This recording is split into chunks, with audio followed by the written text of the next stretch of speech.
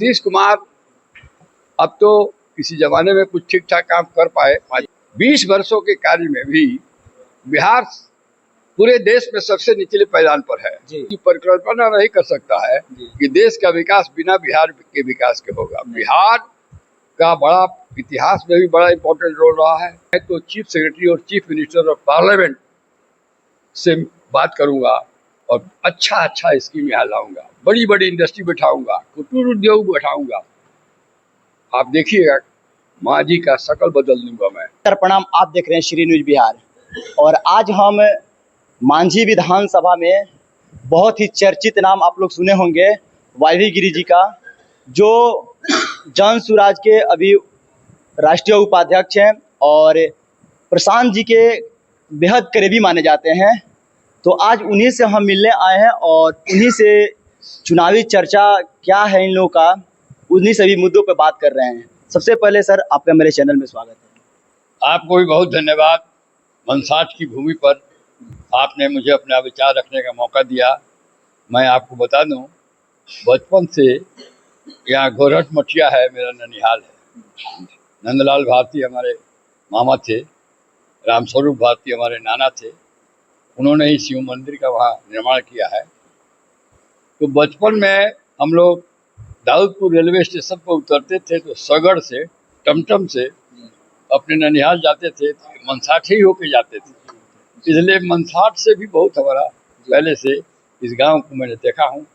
मैं बहुत, हमारे लिए ये कोई नई बात नहीं है। ये अलग बात है।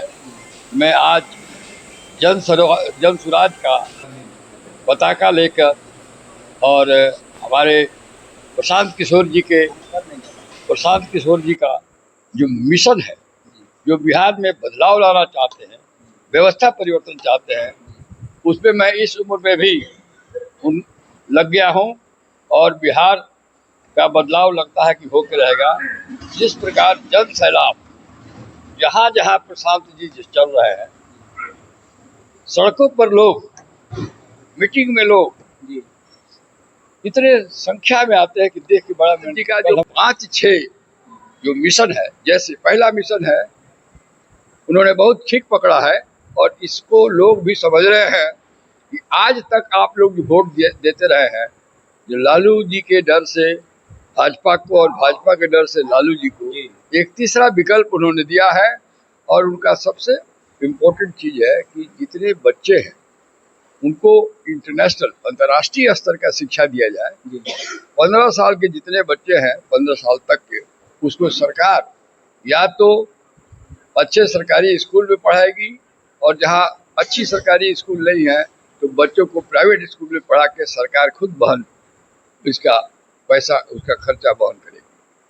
उनका मानना है और बहुत ठीक लगता है कि सारा हमारा जो पलायन हो रहा है, इसका 2 ही कारण है। एक तो हम लोग शिक्षित कम है, दूसरा ये है कि हमारे यहाँ रोजगार का समस्या नहीं है। ये रोजगार एक बिहार में सबसे बड़ी मुद्दा बन गई है और पलायन उसके वजह से काफी हो रही है। इस पे आप लोग क्या मुद्दा रखेंगे और कैसे चुनाव लड़ेंगे? देखिए, मुद्दा है हम लोग का बहुत इम्पोर्टेंट मुद्दा है कि अनएम्प्लॉयमेंट, जिसको कहते हैं बेरोजगारी को दूर करना। बेरोजगारी जब तक हम लोग दूर नहीं करेंगे, पलायन नहीं रोक पाएंगे।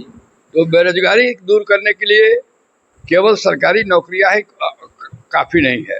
हम लोग हर सेक्टर में, प्राइवेट सेक्टर में हम लोग बड़ा इंडस्ट्री यहाँ बिहार में लाएंगे। और कुटीर उद्योग, घर घर में जो हमारी महिला, हमारी मातृशक्ति, जिसको दिन भर बेकार घर में बैठी रहती है, तो बहुत नॉमिनल लोन इंटरेस्ट पर, बहुत 1% 2% के इंटरेस्ट पर उनको हम लोग लोन मुहैया कराएंगे।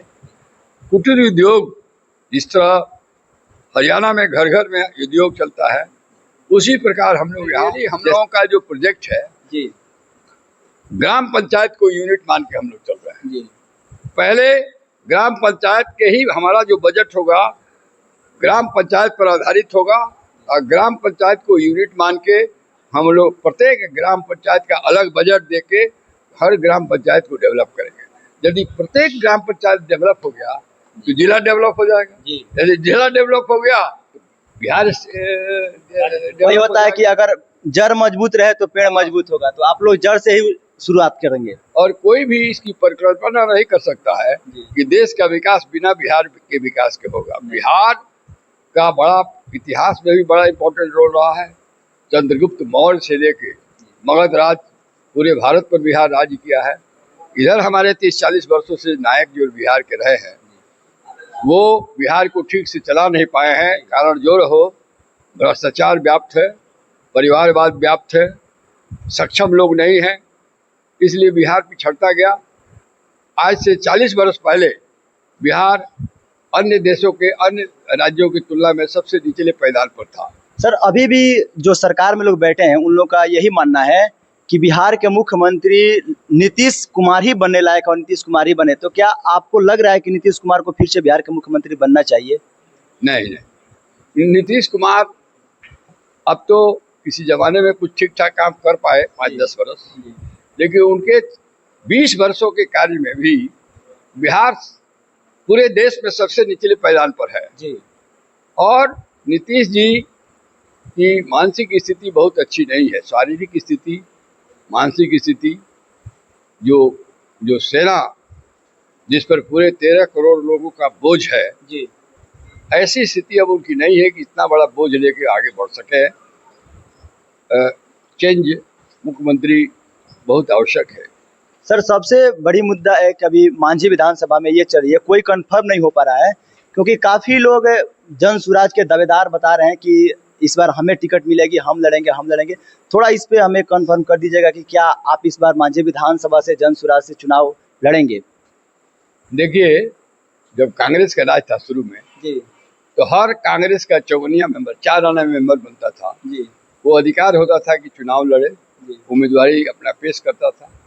तो जिस तरह महात्मा गांधी के ज़माने में कांग्रेस का जो सिस्टम था, उसी प्रकार अभी जन सुराज में सभी हमारे जो एक्टिव सदस्य हैं सबका मान हो रहा है और सब लोग मेहनत कर रहे हैं। यहाँ भी 3-4 हमारे उम्मीदवार हैं जी, तो वो लोग भी मेहनत कर रहे हैं। उन लोगों ने टिकट के लिए अप्लाई किया है और स्वाभाविक बात है, जो पार्टी के लिए काम करता है चाहे किसी भी क्षेत्र का हो, उसको आशा लगी रहती है, लेकिन टिकट तो किसी एक ही को मिलेगा, बाकी सब लोग उसको साथ देंगे। जहाँ तक मेरा सवाल है, मैं तो अपने वकालत के दुनिया में बहुत स्थापित हूँ।